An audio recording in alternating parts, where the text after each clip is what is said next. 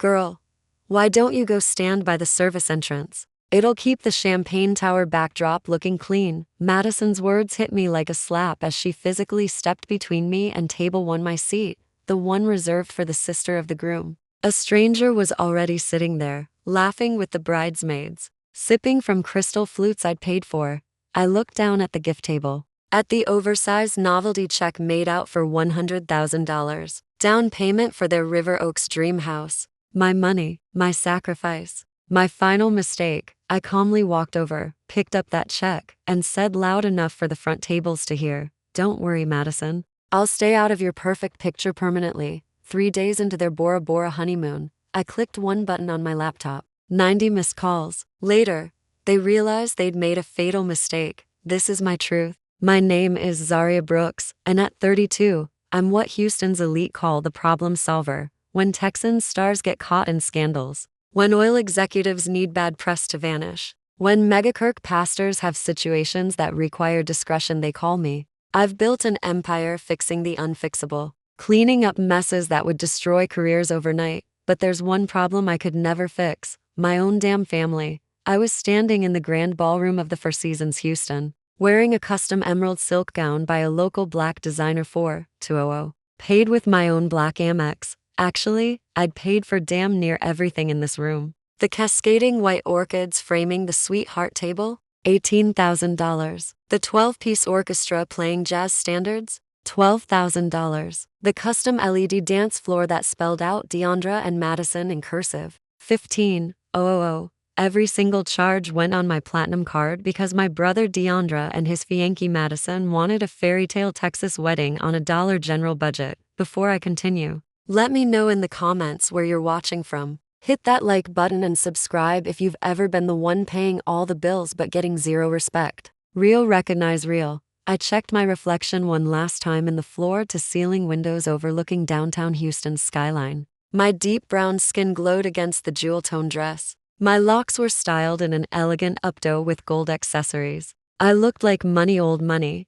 new money, money that didn't need to explain itself. I looked like the woman who'd single-handedly pulled my family from Third Ward struggle to River Oaks adjacent. I took a breath and headed toward the ballroom entrance, expecting to be escorted straight to table one, family table, right next to where Deandra and Madison would sit. We'd discussed this during 6 months of planning meetings, where I wrote checks while Madison pointed at things she absolutely could not afford. But as I approached the velvet rope marking the VIP section, Madison materialized from behind a towering floral arrangement. She looked stunning in a strapless Nina Tornai gown 8500, which I'd charged to my card for months ago when her credit got declined at the bridal boutique. The dress was so white it almost glowed under the chandeliers. She held a champagne flute in one hand, that practiced Instagram smile plastered across her face, the one she used whenever she had to interact with me directly, which she avoided as much as possible. Zaria. Her voice had that high, breathy quality she used for her lifestyle blog videos.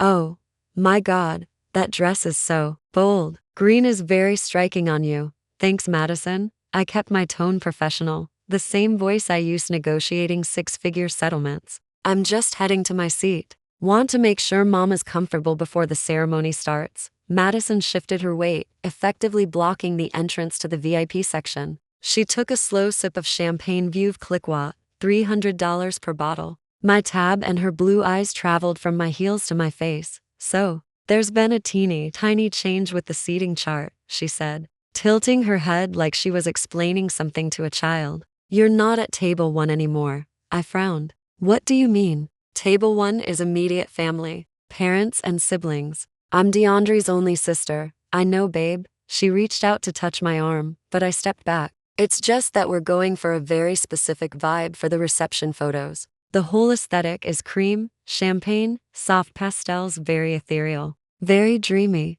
She lowered her voice, leaning in like she was about to share something confidential. Deandra has that lighter complexion, you know? And I'm obviously fair-skinned. Your parents have that beautiful caramel tone going on. She paused, her eyes flicking over my face. But you're very dark, Zaria. Like, really dark. If you sit at the head table, you're going to throw off the whole color story we're trying to tell. The photographer said the contrast would be too harsh for the candidates we're submitting to Texas Weddings magazine. The champagne chatter around us seemed to fade into white noise. The orchestra was playing Ella Fitzgerald, but it sounded like it was coming from underwater. I stared at this woman whose credit card debt I'd paid off, whose nose job I'd financed, whose entire wedding I'd bankrolled, and tried to process the audacity. You're moving my seat because my skin tone doesn't match your color palette.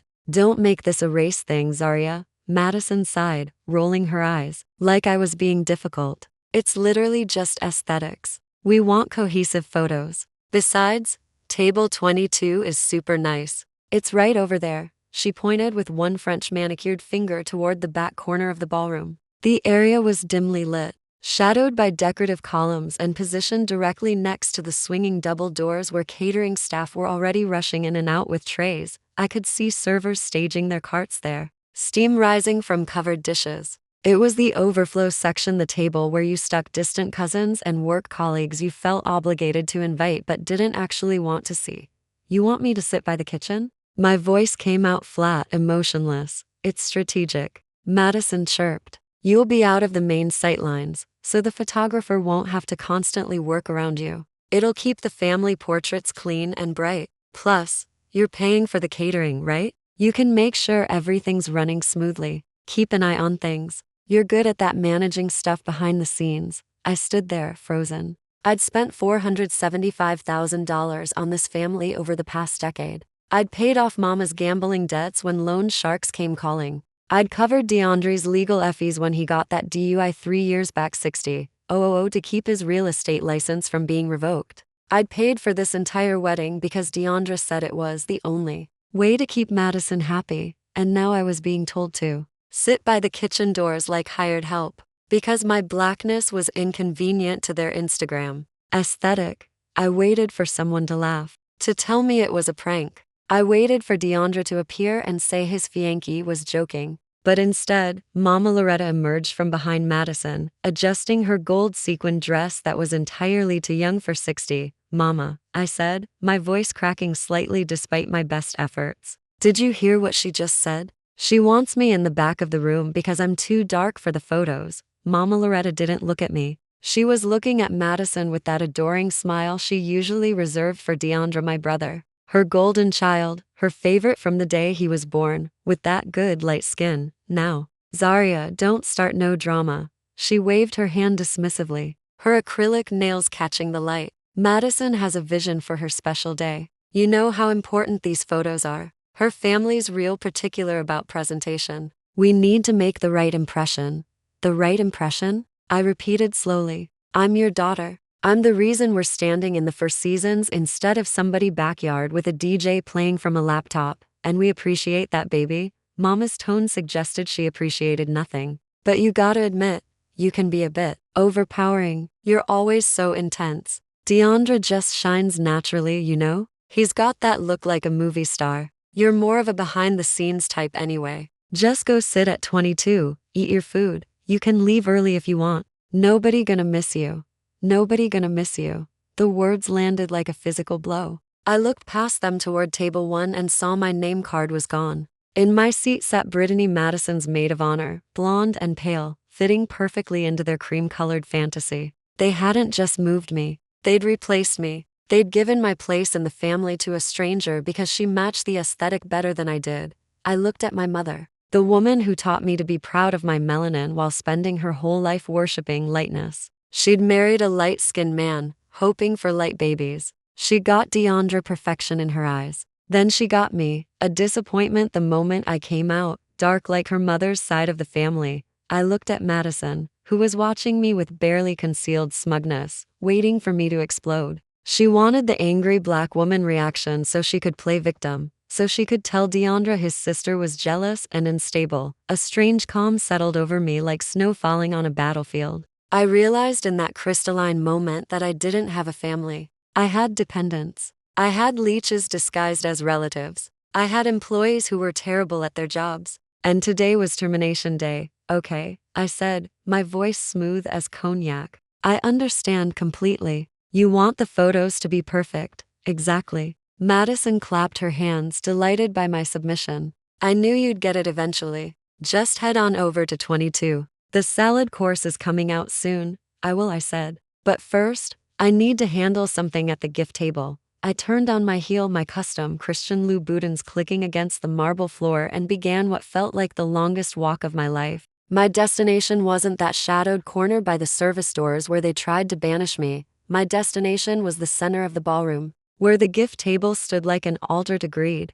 I moved through the space with deliberate slowness, the kind of measured pace that makes people stop and stare. My heels struck the floor in a steady rhythm beneath the swelling music. As I passed the round tables draped in champagne linens, I felt eyes landing on me, Houston's elite, watching, judging, calculating. I knew these people. I'd cleaned up scandals for half of them. I'd made dues disappear, affairs evaporate, financial crimes vanish into legal gray areas. They owed me, they feared me, and they were about to witness something they'd be talking about for years. A hush rippled outward from my path like a wave, confusion spreading through the crowd. The atmosphere shifted from celebration to tension, that electric feeling before a storm breaks. Inside my mind, I was calculating, tallying every invoice, every wire transfer, every credit card swipe. The $60,000 for DeAndre's legal defense. The $35,000 for Madison's credit card debt so she could start her marriage with a clean slate. The medical bills. The car payments, the designer bags, the vacations to Cancun and Miami. It spiraled into a vortex of wasted generosity. I passed table 4, where Annie Sheila sat, waving at me with a napkin, oblivious to the war being declared. I didn't wave back. I couldn't break character. I was no longer Zaria, the dutiful daughter. I was Zaria the fixer, and I was about to fix the biggest financial mistake of my life. The gift table sat in the center of the ballroom, spotlit like a shrine. Draped in white velvet and illuminated by its own lighting setup, it held dozens of wrapped boxes and envelopes. But in the middle, inside a locked glass display case, sat the crown jewel, the thing Madison insisted on despite my protests, a novelty check, 3 feet long, printed on foam board. My generosity on display for all to see, pay to the order of, the happy couple amount, 100,000 memo, down payment. River Oaks estate was tacky as hell. It was classless. It was exactly what Madison wanted, the appearance of family blessing without acknowledging it was my money, my work, my sacrifice funding their fantasy. I stopped in front of the display case. The glass was secured with a small gold latch. I reached out with steady hands, my manicure perfect, my diamonds catching the light, and flipped the latch. Click. The sound was soft, but in my ears it rang like a gunshot, like the starting bell of a race, like the first crack in a dam about to break. I lifted the glass lid and set it aside on the velvet cloth. The air conditioning felt cold against my skin, but my blood was boiling with a clarity I'd never experienced before. I reached in and grabbed that foam board. Check. It felt light, cheap, just like the love my family claimed to have for me. I lifted it high above my head. I wanted everyone to see. I wanted the photographers to capture this moment. I wanted the videographer to zoom in. Movement caught my eye. On the raised sweetheart stage across the dance floor, Deandra and Madison were frozen mid-toast, champagne glasses suspended. Madison's eyes went wide, locking onto the giant check in my hands. She elbowed Deandra violently, spilling Dom Pérignon down his white tuxedo. I didn't look away. I gripped the top of the foam board with both hands, and then I ripped. The sound of tearing cardboard and foam was jagged and violent,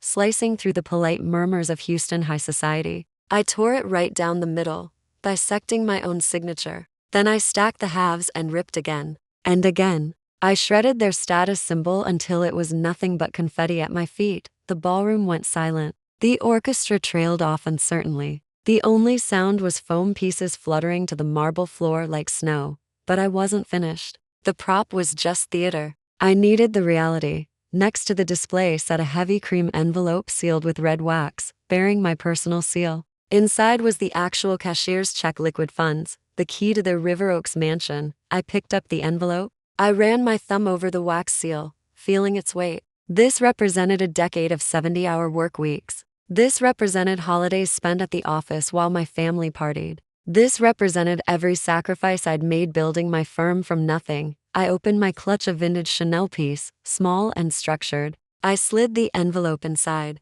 Perfect fit. I snapped it shut with a sound that felt like a prison door closing. Zaria. The voice was a hiss, low, furious, barely controlled. I turned to see Deandra storming toward me, crossing the dance floor in long strides. His face was flushed dark red against his light skin. He looked panicked, like a man watching his life support being unplugged in real time. He reached me and grabbed my upper arm, fingers digging into my skin. He leaned in close, trying to keep his voice down, trying to maintain the illusion of a happy family discussion. But his eyes were wild, desperate. "What the hell are you doing?" he whispered, spit flying from his lips. "Put that back. You're embarrassing yourself. Everyone's watching. This is my wedding." I looked down at his hand gripping my arm, the hand I used to hold when we were kids and he was scared of thunderstorms. The hand I'd put cash in more times than I could count. The hand of a stranger. "Let go of me, Deandra," I said, my voice cold as December. "Or I'll have security remove you from your own wedding." And since I paid for security, they answered to me. He flinched but didn't release me. His grip tightened. "Zaria, stop this. You're drunk. You're jealous. Just put the check back and go sit down. We can talk tomorrow."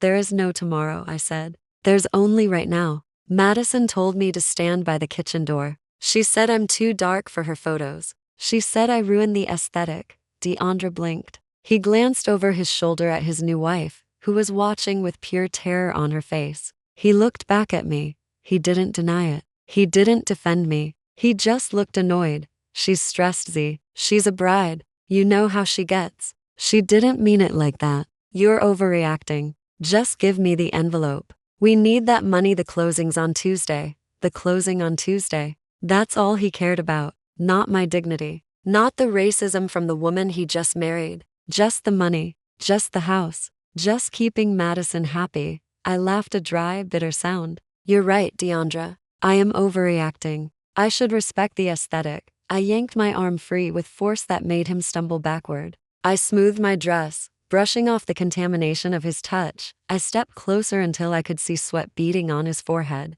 "You want a perfect wedding?" I asked, my voice low and lethal. "You want clean photos without me cluttering them up? You want your fairy tale?" I paused, letting the words hang there like a noose. "Well, brother, I'm giving you exactly what you asked for. I'm removing myself from the frame permanently. And I'm taking my aesthetic with me." I patted my clutch where the $100,000 sat safe and sound. "Consider this return to sender." I turned on my heel. The crowd parted like the Red Sea. I could feel their gazes burning into my back, could hear whispers rising like a tide that would consume Houston society by morning. Did she really just take the gift back? "Girl, what did he say to her?" I heard Madison was being racist. I didn't look left or right. I walked straight toward the exit. As I passed table 1, I saw Mama Loretta clutching her pearls, face twisted in horror. But she wasn't looking at me with concern. She was staring at the clutch purse under my arm, mourning the loss of the money, not the loss of her daughter.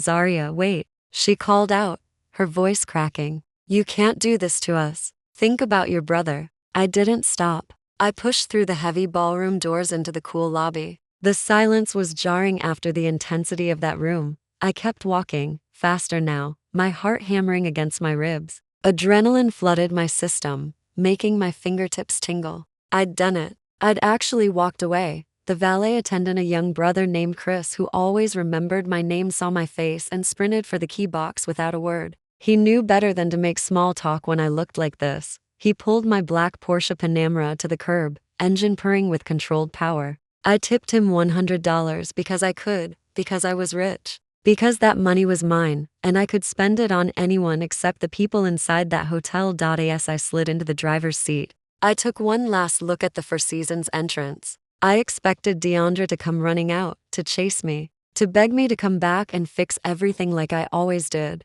But the doors stayed closed. He was probably inside right now, spinning the narrative, telling everyone I was crazy, comforting Madison, assuring her I'd come crawling back, because I always did. He had no idea what was coming. I put the car in gear and peeled out, leaving tire marks and exhaust fumes in the humid Houston night. I watched the hotel shrink in my rearview mirror until it was just glowing lights in the distance. I was alone. I had no family waiting for me. I had no plans for the evening. I had a $4,200 dress and nowhere to go, and I'd never felt more powerful in my entire life. As I merged onto I-45 north toward downtown, The first vibration buzzed against my hip. Then another. Then a continuous stream that made my phone dance on the passenger seat like it was possessed. The digital bombardment had begun. I glanced at the screen. Deandra, Mama, Madison, even Brittany, the bridesmaid. I reached over and flipped the phone face down on the leather seat. Let them panic. Let them sweat. Let them wonder if I was bluffing. I wasn't bluffing. The check was in my purse. The bridge was burning behind me, and the flames were absolutely beautiful. I drove toward the glittering downtown skyline, my mind already moving to the next phase. They thought losing the down payment was the tragedy. They thought this was rock bottom. They forgot about the honeymoon. They forgot that while I'd physically left the building, my credit card was still in their pockets. My digital footprint stamped all over their dream vacation. I smiled in the darkness of the car. Enjoy Bora Bora. Deandra, I whispered to the empty air, because when you land on that island, I'm going to teach you the real cost of a clean aesthetic. I pressed down on the accelerator, speeding toward my high-rise and the laptop that would serve as mission control for what came next. The night was far from over. The real show was just beginning. My penthouse apartment in downtown Houston was a fortress of glass and steel, suspended 42 floors above the city's chaos. I stepped out of the private elevator into my space, and the silence, usually a comfort after long days of crisis management, felt heavy tonight. It was the kind of silence that rings in your ears after an explosion. I kicked off my Louboutins, leaving them where they fell on the Brazilian walnut floors, and walked straight to my wet bar. I poured myself a generous glass of Opus, won a $600 bottle. Not because I needed alcohol, but because I deserved to drink. Something that cost more than Deandre's monthly car payment. I collapsed onto my Italian leather sofa and finally looked at the device that had been vibrating against my thigh for the past 45 minutes. My phone screen was a war zone, lit up with notifications scrolling past faster than I could read them. 90 missed calls, 138 text messages, voicemails filling up until the inbox hit capacity. The names flashing were people who claimed to love me unconditionally. Mama, Loretta, Deandra, Madison. Even Brittany, who I assumed would be too busy fixing the bride's makeup to text. I opened the thread with Deandra first. He'd sent a voice note 3 minutes ago. I pressed play, and his voice filled my quiet living room, distorted by rage and background noise. You're selfish and jealous, Zaria. I heard him scream through the speaker. You ruined everything. Madison's locked in the bathroom crying her eyes out. Her makeup's destroyed. The photographer's charging overtime because we're behind schedule. You think you're special because you got money? You're nothing without us. Bring that check back right now or I swear to God I'll never speak to you again. Bring the money, Z. Fix this.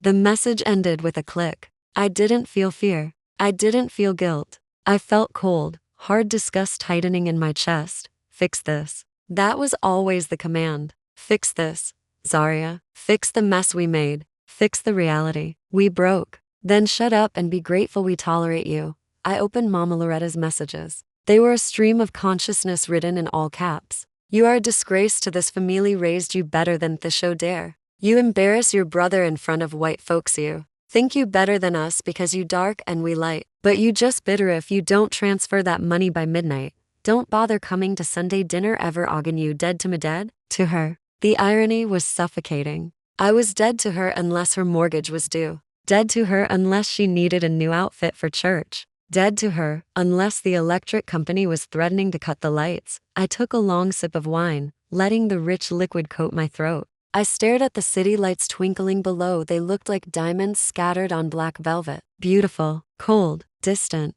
I let my mind drift backward. I needed to remember. I needed to look at the receipts, not just the financial ones, but the emotional ones. I needed to remind myself why I was doing this.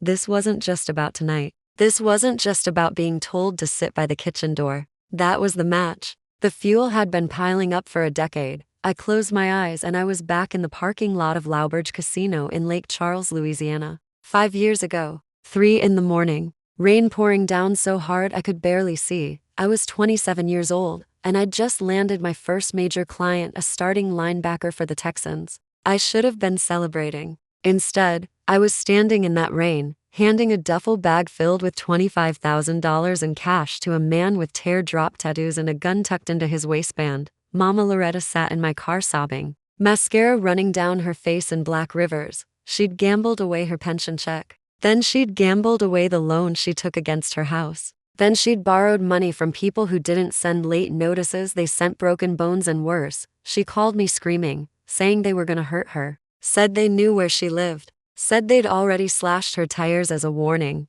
I emptied my savings account. I saved her life, literally. And what did she say to me on that silent drive back to Houston? Did she say thank you? Did she promise to get help? Did she acknowledge I'd just given her everything I had? No. She wiped her eyes, fixed her lipstick in the rearview mirror, and said, "Don't tell DeAndre about this. He worries too much, and it affects his work. You're strong, Zaria. You can handle stress. DeAndre's more sensitive." I gripped the wine glass tighter, the memory making my jaw clench. Sensitive. DeAndre was sensitive. I was the mule, the workhorse, the ATM.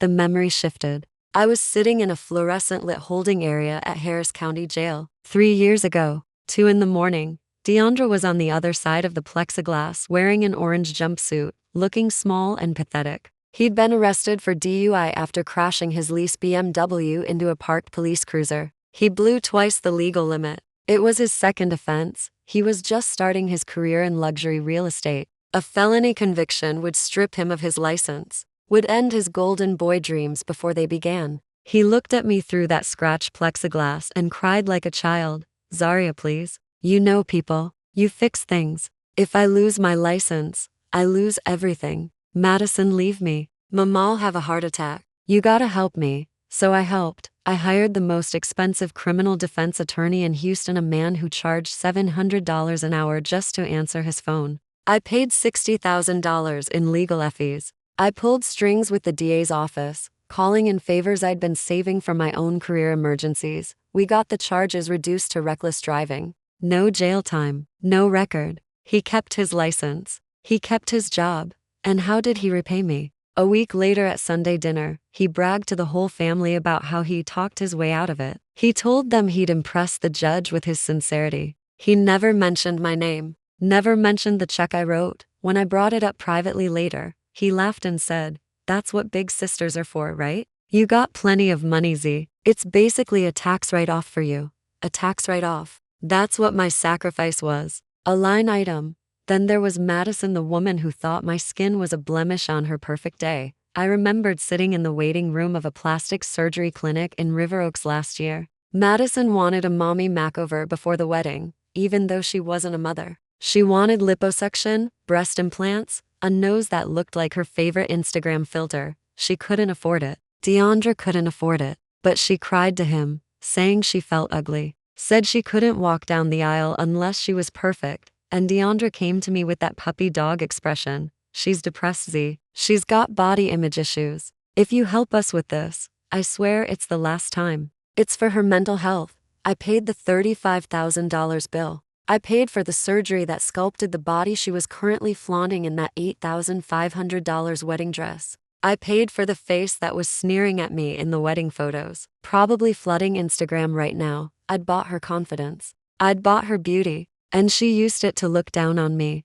I opened the calculator app on my phone and started typing. Numbers, the casino debt, 25,000 the lawyer fees, 60,000 the plastic surgery, 35,000 the cars I'd co-signed for, and ended up paying off when DeAndre's commissions dried up, 48,000 the vacations I'd sponsored because Madison needed to see Tulum for her blog, 22,000 the rent checks I'd covered when DeAndre had slow months, which was every month. 67,000 the credit card debt I'd paid off so Madison could start her marriage with a clean slate. 41,000 the emergency room bills when Mama fell at the casino and needed stitches. 8,000 the loans that were never repaid. 89,000 the wedding itself. 80,000 the number on my screen grew and grew and grew. 475,000. Nearly $500,000. That was the black tax I'd paid. That was the price of admission to a family that wouldn't even give me a seat at their table.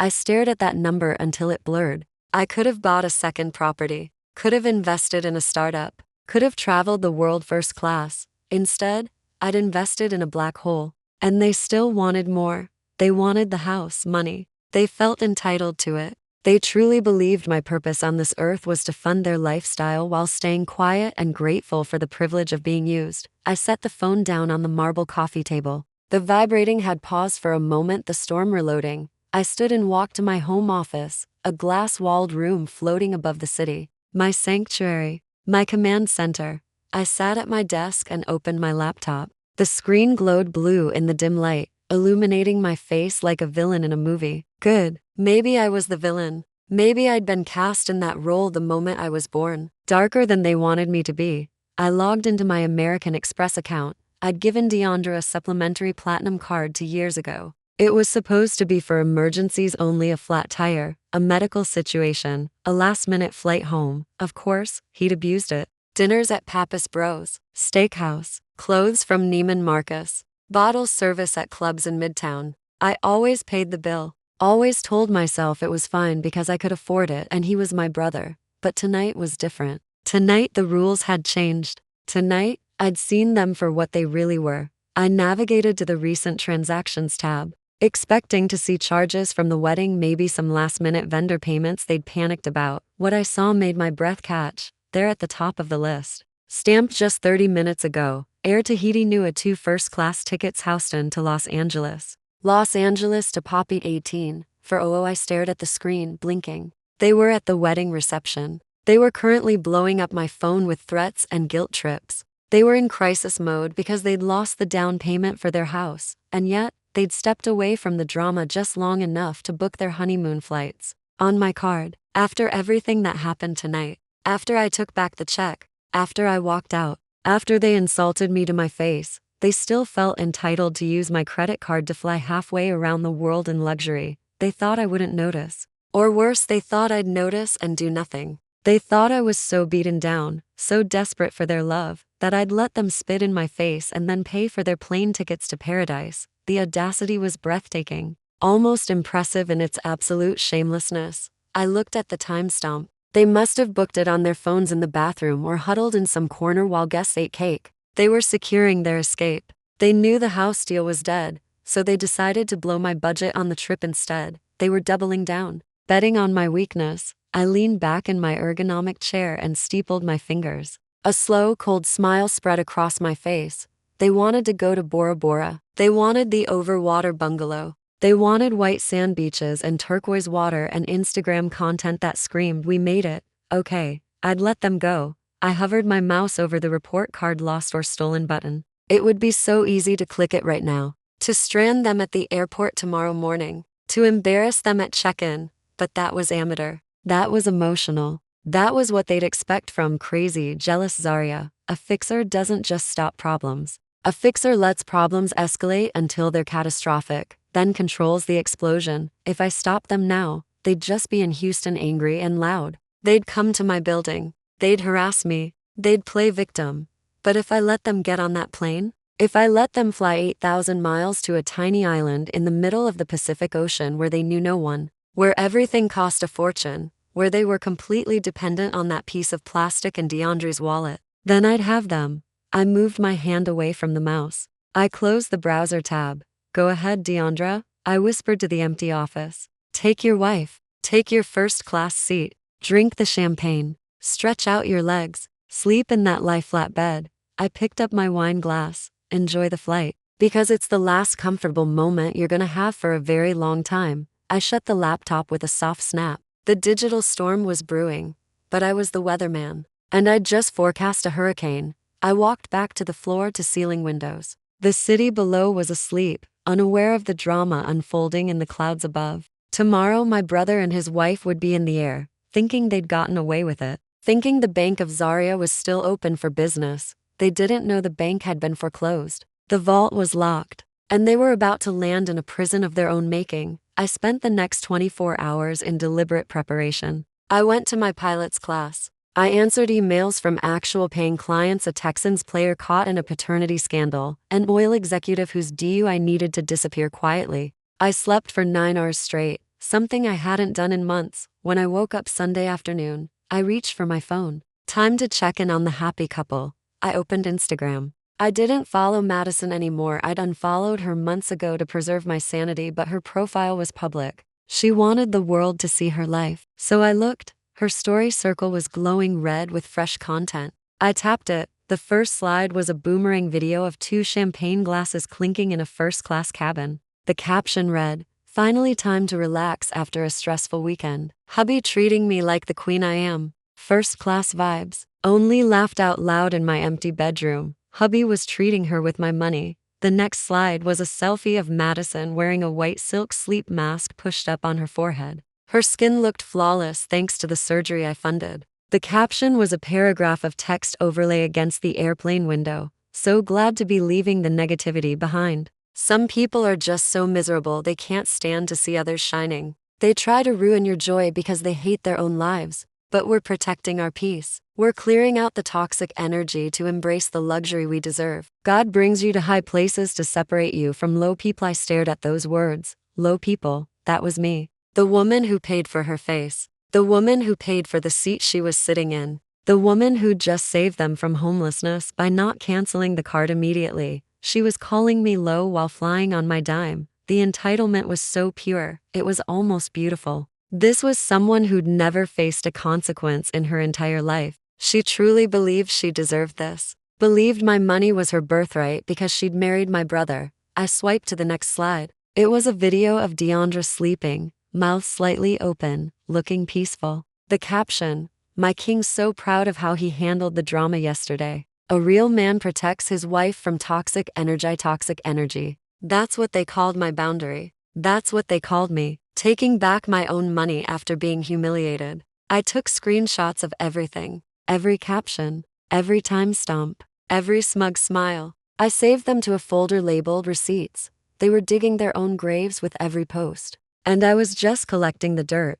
I scrolled through the comments on her latest grid post, a photo from the wedding before the explosion. Brittany had commented, "So glad you guys got away. Ignore the haters. Jealousy is Odysseusema." Loretta had commented, "Enjoy your time, babies. You deserve the best. Don't worry about anything. Here. God will deal with the wicked." Katie was the wicked. I was the hater. I was the disease apparently. I put the phone down. My hands were steady. My heart rate was slow. I didn't feel hurt. I felt focused. They were painting a picture of me as the villain. Fine. If they wanted a villain, I'd give them a supervillain. I checked the time. They'd landed in Los Angeles and were on their connecting flight to Poppy. They'd be landing in Tahiti in about 6 hours, then taking a smaller plane to Bora Bora. I decided to give them one day. Just one. I wanted them to check in. I wanted them to unpack. I wanted them to taste the salt air and believe they'd escaped. I wanted them to think they'd won. I waited. The next day, I tracked their arrival through Madison's Instagram updates.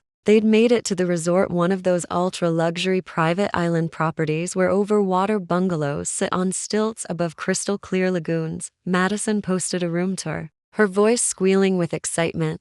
"Look at this view. We got upgraded to the sunset over-water villa with a private pool and glass floor. Deandra made it happen because he knows I love sunsets. Deandra didn't make it happen. The Amex Platinum Concierge made it happen because the card had a high spending history. My spending history, the room rate for that villa, $4,200 per night. I watched as they ordered a floating breakfast, trays of exotic fruit, pastries, and lobster eggs Benedict floating in their private pool. Another 650. I watched as they filmed themselves on a private sunset cruise, champagne in hand. $2,800. I watched as they went to the spa for a couple's massage with some kind of gold-infused oil. $1,400. They were spending money like water, not holding back, not budgeting. Why would they? In their minds, the card was a magic wand. They swiped and things appeared. They didn't think about the bill. They never had to. I sat in my office watching their vacation unfold in real time.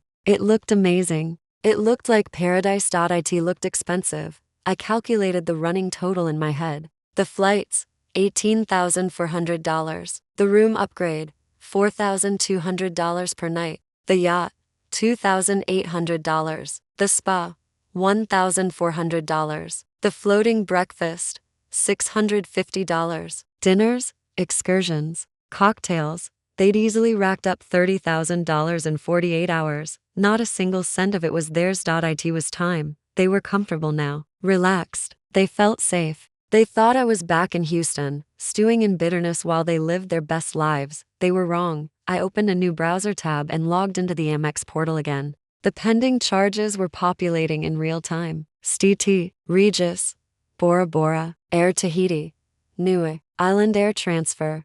I looked at the total balance. It was staggering. I took a deep breath. I thought about the table by the kitchen door. I thought about Mama telling me to stay out of the frame. I thought about Madison calling me low people. I moved my mouse to the card management section, selected the supplementary card issued to Deandra. I clicked report. Lost stolen. A pop-up appeared asking if I wanted to freeze the account immediately. I clicked yes. Another window appeared asking if I wanted to cancel all active reservations for security purposes. I clicked yes. The screen refreshed. A red banner appeared. Card canceled, fraud alert, activate was done. The magic wand was broken. I leaned back and laced my fingers behind my head. Now came the waiting game. It was currently dinner time in Bora Bora. They were probably at one of the resort's fine dining restaurants, maybe the overwater one where you eat surrounded by tropical fish and watch the sun melt into the Pacific. They'd finished their meal, ordered dessert and after dinner drinks. The server would bring the bill in a leather folder. Deandra would reach into his pocket and pull out that heavy metal platinum card with a confident smile, the smile of a man who thinks he owns the world. The server would walk away, swipe the card, and then the machine would beep. I closed my eyes and imagined that sound. The sweetest sound in the world. The sound of reality crashing down. I checked my phone. It was silent for now. I poured myself a glass of sparkling water, hydrated, rested, ready. 10 minutes later, my phone vibrated. Notification from Amex. Transaction declined, amount $4,200, merchant. Lagoon Restaurant. Bora Bora smiled. 5 minutes after that, another vibration. Another decline. Same amount. They were trying again, probably thinking it was a system error. Then a text from Deandra. Hey sis, card acting weird. Did you forget to pay the bill? Lol, call Amex real quick. We're at dinner. Didn't reply. 2 minutes later, Simone. Seriously? It's declining. It's embarrassing. Fixite. I watched the texts roll in, the tone shifting from annoyed to panicked. Z, pick up the phone. Manager is here. This isn't funny. Then the call started. Deandra. Then Madison. Then Deandra again. I let them ring. Watch the screen light up and go dark. Light up and go dark. Beautiful rhythm. I imagined the scene, the server returning with the card and a polite but firm smile. I'm sorry, sir, but this card has been declined. Do you have another form of payment? Deandra, patting his pockets, pretending to look for another card. Knowing he didn't have one with a limit high enough to cover a $4,200 dinner, let alone a $30,000 trip. Madison stopping mid-selfie, realizing something was very wrong. The manager stepping in, smile fading. Other diners starting to notice. They were finally getting attention. Finally, the center of the room, just not the way they wanted. I took a sip of water. I wasn't low people, I was the bank, and the bank was closed, 8,000 miles away in Bora Bora. Deandra was hyperventilating in a glass-walled restaurant suspended over turquoise water. The manager, a tall French-Polynesian man named Tihai, stood with his arms crossed, his polite smile long gone. I can fix this, Deandra said, standing up so fast, his chair scraped loudly against the teak floor. His voice cracked with panic. Just let me call my sister. She handles our finances. It's a misunderstanding. She'll clear it up. You have 30 minutes, sir, Tihai said, checking his watch with deliberate slowness. If the bill isn't settled by then, we'll have to involve local authorities. In French Polynesia,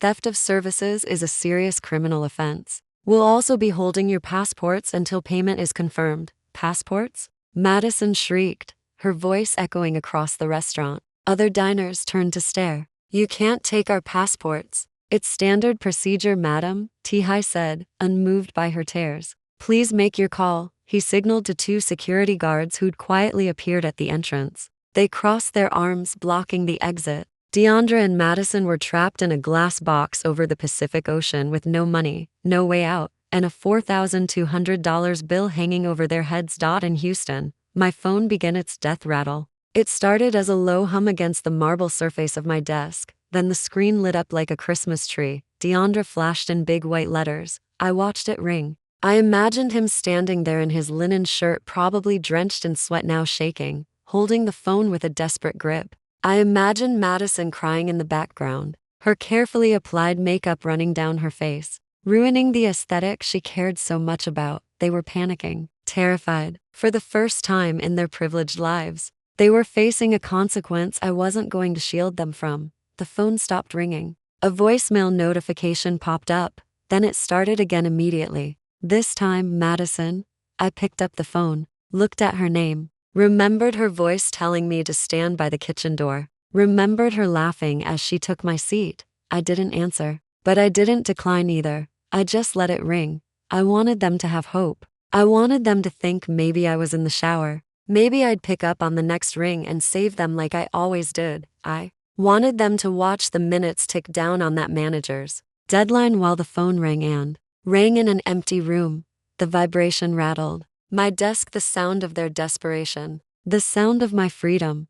I reached out and slowly, deliberately turned the phone face down. The silence in my office was absolute. The peace was profound. I poured myself another glass of wine. I had 30 minutes to kill before the police arrived in Bora Bora. 28 minutes later, Deandra did the only thing he knew how to do when cornered. He tried to fake his way out. According to the text I'd later received from an employee at the resort, crisis managers have contacts everywhere. Deandra unclasped his watch and placed it on the table with a trembling hand. "Keep the passports," he said, voice shaking. "Take this instead. It's worth 30 grand. It's an Audemars Piguet Royal Oak solid rose gold. Sell it, keep the difference. Just let us leave." T-High picked up the watch. He didn't need a jeweler's loupe. He held it for 3 seconds, feeling the weight. Examining the crown, he set it back down with a hollow clack that sounded like a gavel. "This is a replica, Mr. Brooks," T-High said, his voice dripping with contempt. "A high-quality fake,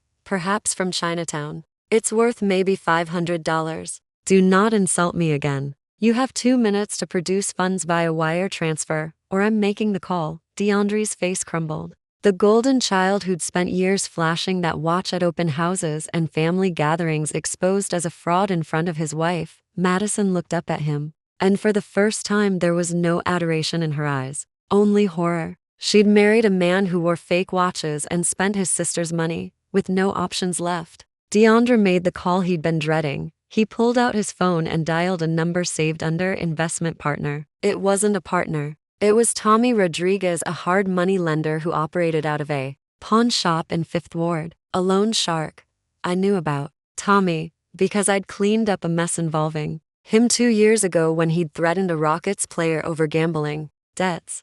I imagined the conversation, Deandra begging, whispering so Madison wouldn't hear the terms. Tommy agreeing to wire $5,000 immediately, enough to cover the dinner and buy them one more night, but demanding the title to Deandre's Lexus SUV and an interest rate that would make a payday loan place blush. Deandra agreed to everything. He signed his life away digitally, right there in that restaurant, just to buy his freedom from an island he could no longer afford. When the wire transfer finally cleared an hour later, T-High handed back their passports with 2 fingers, like they were contaminated. "Get off my island," he said coldly. "You have 24 hours to settle your remaining hotel charges and leave. Do not return." They didn't get to stay in the Sunset Villa. They didn't get any more floating breakfasts. They were moved to a standard room, still expensive, but the humiliation was free. The next morning, they took a cramped ferry to the main island, sitting on hard benches next to crates of supplies. The salt spray ruined Madison's blowout.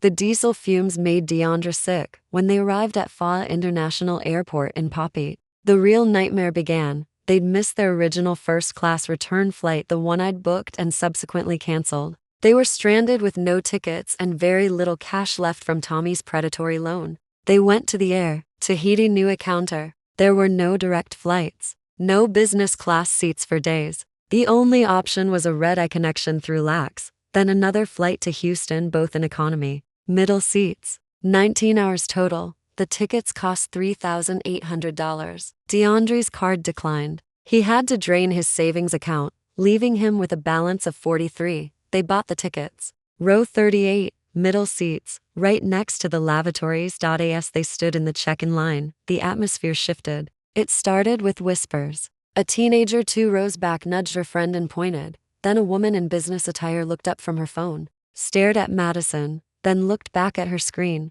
The video my live stream from Sunday had gone viral. In the hours since I'd exposed them, the clip of Madison calling me a black hole and demanding I stand by the kitchen door had been shared by major gossip sites. It was trending on Twitter, all over TikTok, front page of Reddit.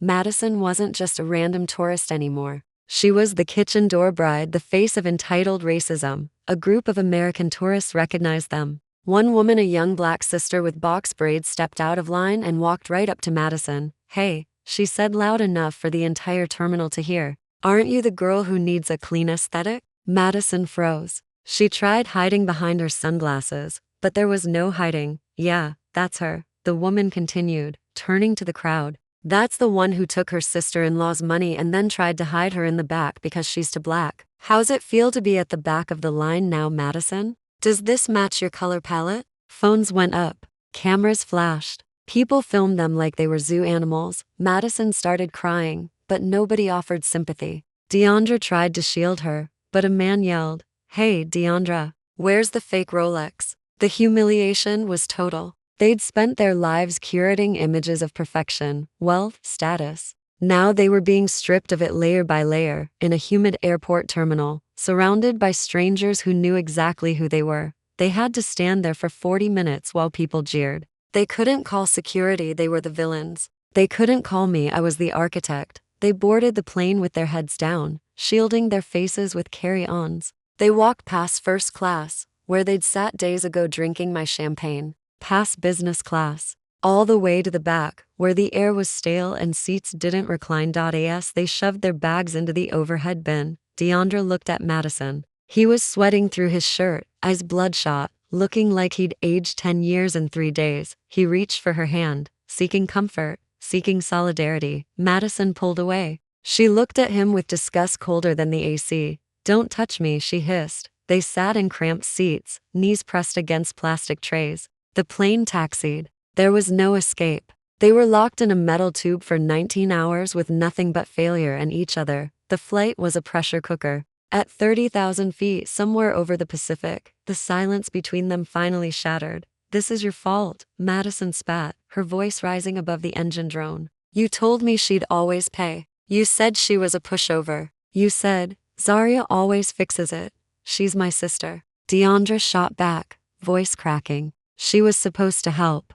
How was I supposed to know she'd go psycho?" "She didn't go psycho, Deandra. She woke up." Madison was screaming now, heedless of passengers staring. "She realized you're a leech. And now, because of you, I'm the most hated woman on the internet. My brand is dead. My sponsors dropped me. I have nothing. You have me," Deandra said weakly. "I don't want you," Madison yelled. "I wanted the house, the lifestyle, the husband who could afford a real watch. You're a broke real estate agent with a mountain of debt. You lied to me. You said you had money, but it was never your money, it was hers." Passengers around them stopped pretending to sleep. They were watching, eating pretzels, mesmerized by the collapse of a marriage that had barely lasted a week. "You moved her seat," Deandra shouted, standing in the aisle. "You called her a black hole. If you'd just let her sit at table 1, we'd be in that villa right now. We'd have the money. We'd have the house. Your ego cost us everything." "My ego?" Madison laughed, a manic sound bordering on hysteria. "You've been living off your sister's charity for a decade. You're a child, Deandra. A 34-year-old child playing dress up in your big sister's clothes. And now mommy cut you off and you're scared." "Sit down, sir," a flight attendant commanded, appearing in the aisle. "You're disturbing the flight." Deandra sat. He slumped into his seat, defeated. He stared out the window at the dark ocean below. He realized then that he was returning to a life that no longer existed. Their apartment lease was up. They had no house, no money, no reputation, and sitting next to him was a woman who didn't love him. She'd loved the access he provided. That access had been revoked. Madison pulled a blanket over her head, hiding from him, from passengers, from reality. But she couldn't hide from the truth. She'd gambled on beauty and privilege. And she'd lost to a woman who played a longer, smarter game. I sat in my penthouse, tracking their flight on my iPad. I watched them cross the Pacific, inching closer to Houston. I poured the last of my wine. Welcome home, I whispered. Hope you packed heavy. The baggage you're bringing back is gonna be hell to carry. I closed the tracking app. The final act was waiting on the ground. They thought losing the vacation was the punishment. They thought humiliation was the price. They forgot about Mama Loretta. They forgot about the house they thought they could crash at. They forgot that while they were in the air. I'd been very busy on the ground, securing the final piece of my freedom. I picked up the file on my desk, the deed to the family home, the eviction notice, the restraining orders. The flight was landing in 4 hours. I needed to get dressed. I wanted to look perfect when I met them at the door, not to welcome them in, but to lock them out. The taxi from Bush Intercontinental Airport to the house in 3rd Ward smelled like stale cigarettes, broken dreams, and desperation. Deandra and Madison sat in silence, their designer luggage looking absurdly out of place in the beat-up Honda Civic they'd scraped together. Their last cash to pay the driver, because every app on their phones showed payment method declined. The house stood at the end of Cleburne Street, a brick to story. That had been the symbol of Brooks' family pride for 30 years. The place where Mama Loretta held court, judged the neighbors, and raised her golden child to believe he was royalty. They dragged their suitcases up the cracked driveway, wheels clattering loudly in the humid Houston night. Madison looked like a ghost, her vacation clothes wrinkled and stained with 19 hours of travel sweat.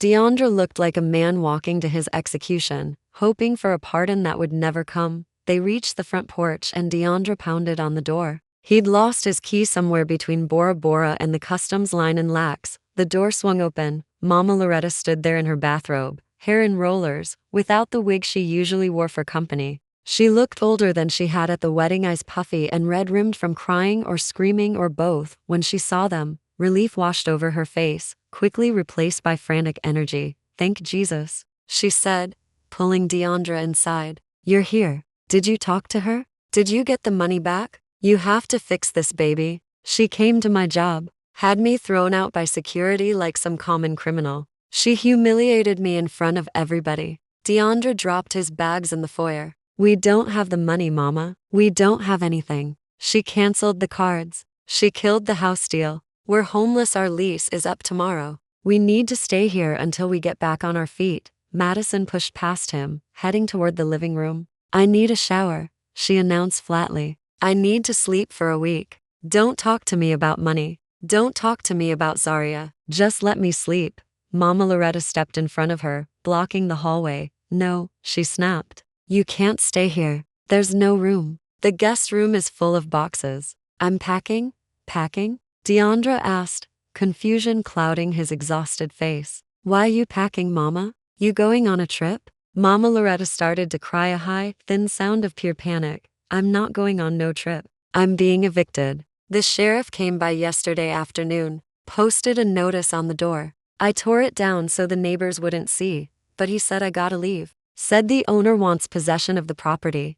The owner? Deandra frowned. You are the owner. Daddy left this house to you. Before Mama could answer, headlights swept across the front window, high beams cutting through darkness. Blue lights flashed silently, bouncing off the brick walls of neighbors' houses. A siren chirped once, short and authoritative. Deandra walked to the window, pulled back the curtain. A Harris County Sheriff cruiser was parked at the curb, and behind it sat a black Range Rover. My Range Rover. I stepped out of the car wearing a black trench coat and sunglasses, even though it was night. I walked up the driveway flanked by 2 uniformed deputies. I didn't look like a daughter coming to visit. I looked like a landlord coming to collect. Deandra opened the door before I could knock. He stared at me with a mixture of hatred and fear that was almost satisfying. Zaria, what's going on? Mama says she's being evicted. Why are the police here? I walked past him into the foyer. The deputies followed, standing guard by the door. Mama Loretta was huddled against the staircase banister,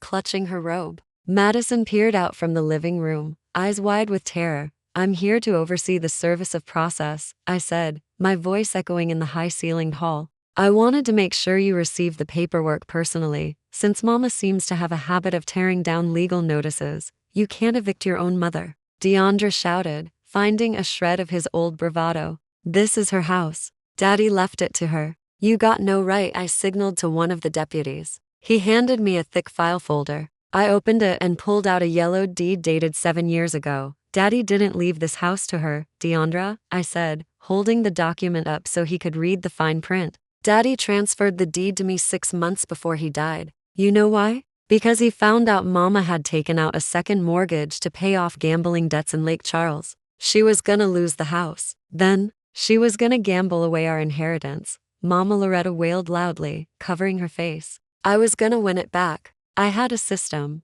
He didn't have to cut me out. He didn't cut you out, I said coldly. He saved you. I paid off that second mortgage $48,000. I've paid the property taxes for 7 years. I let you live here rent-free on the condition that you'd get help for your addiction and treat me with basic human respect. You failed on both counts. I turned to Madison, who was shrinking into the shadows. You wanted a house, Madison? Well, this is my house. And you're trespassing. But we have nowhere to go, Madison whispered, the fight completely gone from her voice. We lost the apartment. We lost the River Oaks house. We have no money. That sounds like a problem for your family, I said. Don't you have parents in Beaumont? Maybe they can take you in. Oh, wait, I forgot. You told them you were too good for small-town life when you married Deandra. Didn't you call them country at the rehearsal dinner? Madison flinched. She looked at Deandra, waiting for him to do something, to fix it, to be the man he claimed to be. But Deandra was staring at the deed in my hand, his world collapsing around him. He realized then that he'd never been the prince. He'd been a guest in a kingdom that was never his. I handed the eviction notice to Mama Loretta. You have 30 days, I said. That's me being generous. Legally, I could have you out in 7 since you never signed a lease. But I'll give you 30 days to pack your things and find a place that fits your budget. Zaria, please. Deandra fell to his knees. It was pathetic, the golden child groveling on the hardwood floors I'd refinished. You can't do this. We're family. I looked down at him. Felt nothing. Not pity, not anger. Just vast, empty indifference. Family doesn't make you sit by the kitchen door, I said quietly. Family doesn't steal your credit card. Family doesn't lie about who owns the roof over their heads. Y'all enjoyed the benefits of my labor while treating me like the help. Well, the help has retired, and the landlord is here.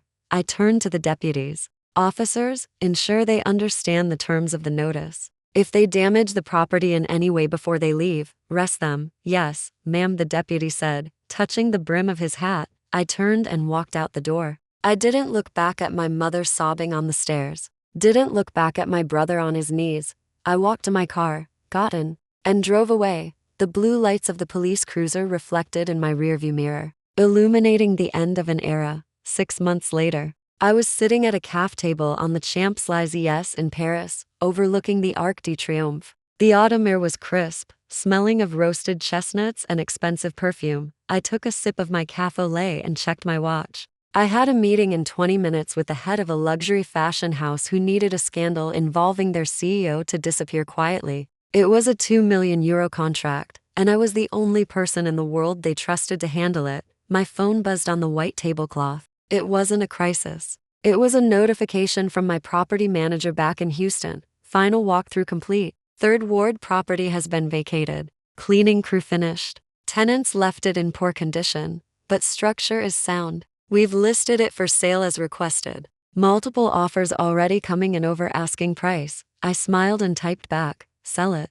Put the proceeds into the trust fund for my future children, the ones who will never know the names Deandra or Loretta. I opened my other app, the one I used to keep tabs on the wreckage I'd left behind. A guilty pleasure, a way to ensure the fire was still burning. Deandra and Madison had lasted 3 months after the eviction. The stress of poverty wasn't good for their aesthetic. Madison had filed for divorce. Citing irreconcilable differences, lawyers speak for he's broke. She'd moved back in with her parents in Beaumont, working as a receptionist at a CrossFit gym, trying to rebrand herself on TikTok as a survivor of toxic in-laws. The comment sections on her videos were still war zones, reminding her daily of the kitchen door. Deandra had fallen the hardest. His real estate license had lapsed. He couldn't afford the renewal fees. He was currently driving for DoorDash and picking up bartending shifts at a dive bar on Westheimer. I knew this because he'd delivered food to my building last month. The concierge told me Deandra had asked if I was home. The concierge, following my strict instructions, had said, Miss Brooks doesn't live here anymore. She moved to a higher floor. Mama Loretta was living in a 1-bedroom apartment in a senior facility subsidized by the state. It was clean, safe, and small. She had no guest room, no grand staircase, no audience. The church ladies had stopped calling after the truth about the gambling debts came out. She was alone with her wig collection and her memories of a time when she thought she was better than me. I closed the app. I didn't need to watch them anymore. They were just ghosts now, fading into the background of a life they could no longer touch. My phone rang again, an unknown number with a Houston area code. I stared at it. My thumb hovered over the decline button. I knew who it was. It was Deandra. It was his birthday today. He probably thought enough time had passed. He probably thought I'd send a card, a check, a text. He probably thought blood was thicker than the water I'd drowned them in. I picked up the phone, pressed the side button silencing the ring. Then I went into settings, tapped block caller. I looked up at the Arc de Triomphe gleaming against the twilight sky, took a deep breath, filling my lungs with air that tasted of freedom and victory. They'd wanted me to be invisible. They'd wanted me to be small. They'd wanted me to stay in my place. Now I was everywhere, and they were nowhere. I finished my coffee, left a €50 tip on the table, and walked out onto the avenue. The city of light was waiting for me, and this time, I wasn't standing by the door. I was owning the room. 2 years had passed since that wedding night, and I was standing in the penthouse suite of the Burj Al Arab in Dubai, overlooking a city that never apologized for its ambition. The floor-to-ceiling windows framed a view of the Persian Gulf that looked like liquid gold in the sunset. I'd just closed the biggest deal of my career, a $100 million crisis management contract with a Saudi prince whose reputation needed rebuilding after some very public mistakes. My firm had expanded to 3 continents. I had offices in Houston, London, and now Dubai. I was wearing a custom-made abaya in midnight blue silk with gold embroidery that cost more than the wedding I'd funded. My locks were styled in an intricate updo adorned with actual diamonds, not cubic zirconia, not investment pieces, real diamonds that caught the light like stars. I looked like royalty. I felt like a queen. My phone buzzed with a notification from my assistant back in Houston. Meeting confirmed with the Texans ownership group tomorrow. They want you to handle the stadium expansion. PR. 8-figure contract. I smiled and poured myself a glass of Dom Pérignon from the bottle chilling on the marble bar. Not because someone else was paying. Because I wanted to taste my own success. But then another notification came through, this one from a Google alert I'd set up years ago and forgotten to cancel. Harris County Court Records. Brooks. Loretta May Chapter 7 bankruptcy filed. I stared at the screen. My finger hovered over the notification, debating whether to open it. Part of me, the part that had been trained since childhood to fix things, to rescue people, to be the hero, wanted to know the details. But the wiser part, the part that had been forged in fire and betrayal, knew better. I swiped the notification away without opening it. Whatever was happening to Mama Loretta now was a consequence of her own choices. I'd given her 30 years of chances. I'd paid for 30 years of mistakes. The bank was closed. The account was empty. The bridge had burned to ash. I took a sip of champagne and walked to the balcony. The desert air was warm against my skin, carrying the scent of money and possibility. My phone rang, a FaceTime call from my best friend Keisha, the only person from my old life in Houston who'd never asked me for a dime. I answered. Her face filled the screen, grinning from her kitchen in Brooklyn, where she was a successful food blogger. Girl, she squealed. I just saw your interview in Forbes. The fixer who fixed herself, that headline was everything. You looked like money personified. I laughed. You always know how to gas me up, because you deserve it, Keisha said, her expression turning serious. Z, I gotta tell you something. I ran into Deandra yesterday at the grocery store in 3rd Ward. I was visiting my mama. My stomach tightened, but my face remained neutral. And girl, he looks rough. Like, really rough. He's lost weight.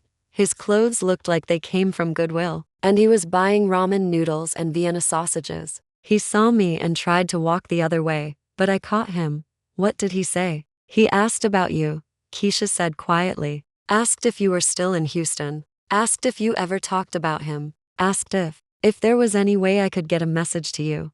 What message? Keisha sighed. He said to tell you he's sorry. Said he understands now what he put you through. Said he's been going to therapy and Gamblers Anonymous meetings with your mama. Said Madison took everything in the divorce, what little he had left. Said he's trying to rebuild his life the right way this time. Without shortcuts, without using people, I took another sip of champagne. Letting the words wash over me without penetrating, he said, if you ever wanted to talk, he'd be willing to listen instead of asking for something. He said he just wants you to know he finally sees you, really sees you. And he's ashamed of the man he was. The old Zaria, the one who'd spent 3 decades being the family savior, would have felt something. Sympathy, hope, the temptation to reach out, to test if he'd really changed. But the new Zaria, the one who'd been reborn in the ashes of that burning bridge, felt nothing but mild curiosity. That's good for him, I said evenly. Growth is important. Self-awareness is valuable. I hope he continues that journey. But, Keisha prompted, knowing me well enough to hear the unspoken words. But his journey doesn't require my participation, I finished. I'm not his therapist. I'm not his bank. I'm not his savior. I'm just a woman he used to know, who's living her best life 8,000 miles away. Keisha nodded slowly. I told him I'd pass along the message, but I also told him not to get his hopes up. I told him you've moved on in ways he probably can't even comprehend. You told him right, I said. What about Mama? Your mama?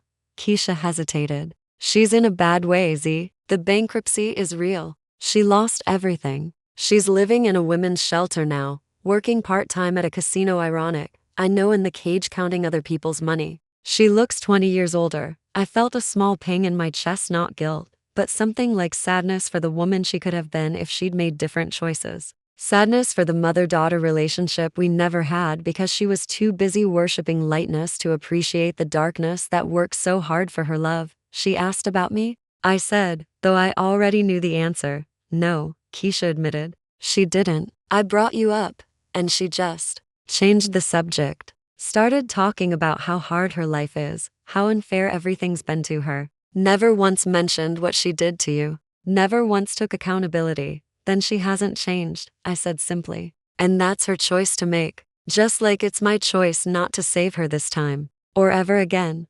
Keisha smiled sadly. You know what? I'm proud of you. Old Zaria would already be on a plane back to Houston with a checkbook. New Zaria is standing firm in her boundaries. That's growth, sis. Damn right it is, I said, raising my champagne glass to the phone screen. I learned that family isn't about blood, it's about behavior. And some people's behavior disqualifies them from access to your peace. We talked for another 20 minutes about her food blog's growth, about my expansion plans, about everything, except the people who'd tried to dim my light. When we hung up, I stood on that balcony overlooking Dubai and felt something I'd never experienced before, complete and total peace. And no guilt, no obligation, no voice in my head saying but they're family or you should help or they need you, just peace. My phone buzzed again, this time with a message from my financial advisor. Your investment portfolio just crossed $50 million. Congratulations. You're officially in the top 0.1% of wealth holders under 35. The trust fund for your future children is fully funded. Your retirement is secured. You never have to work another day in your life if you don't want to. I read it twice, letting it sink in. $50 million. All mine. Earned by me. Protected by me. Not accessible to leeches, manipulators, or people who thought my skin tone was too dark for their aesthetic. I thought about that night at the Four Seasons. Thought about Madison's face when she told me to stand by the kitchen door. Thought about Mama choosing a stranger over her own daughter for a photo op. Thought about DeAndre's fake Rolex and real entitlement. They'd tried to make me small. Tried to dim my shine. Tried to hide me in the shadows while they stood in the light I paid for. But phoenixes don't stay in ashes. They rise, they burn, they rebuild themselves into something more powerful than before. I'd risen from those ashes, and I was flying so high now, they couldn't even see me anymore. A knock on the suite door interrupted my thoughts. I walked over and opened it to find a hotel attendant, holding a massive bouquet of white roses, my favorite flower. Delivery for Miss Brooks, he said, with a bow. I took the flowers, and found a card tucked between the blooms. I opened it, expecting it to be from a client or business associate. Instead, the handwriting was shaky, desperate, unmistakably DeAndre's. Z. I know I don't deserve your forgiveness. I know I destroyed something precious. But if you're reading this, it means you're still alive somewhere in the world, thriving without us. I'm not asking for money. I'm not asking for help. I'm just asking you to know that I finally understand what I lost. Not a bank account. not a safety net, a sister, a good person who loved me when I didn't deserve it. I hope Paris, or London, or wherever you are treats you better than we did. I hope someone out there appreciates the queen you always were. Your brother, if you'll still let me call myself that. Deirdre stared at the note for a long moment. Then I walked to the balcony and held it over the edge. The desert wind caught it, lifting it from my fingers. I watched it spiral down toward the gulf, a white square tumbling through golden light until it disappeared into the water below. Some bridges burn so completely that there's nothing left to rebuild on. Some relationships are meant to end so that new, better ones can begin. Some families are chosen, not given. I'd chosen myself. And that was the best choice I'd ever made. I raised my champagne glass to the setting sun, to the city of golden glass, to the life I'd built from the ruins of the one that tried to destroy me, to clean aesthetics, I whispered with a smile, and to the woman who refused to be hidden in the back ever again. The sun dipped below the horizon, and the city lit up like a million diamonds against velvet darkness. I was finally home. Not in Houston. Not in Third Ward. Not in any place that held memories of people who couldn't see my worth. I was home in myself, in my power, in my peace, and I was never standing by anybody's kitchen door again. The most powerful lesson here is this: you cannot buy respect from people committed to misunderstanding your value. Zaria's journey proves that family is defined by behavior, not blood. For years, she paid the black tax, trading her wealth for crumbs of affection,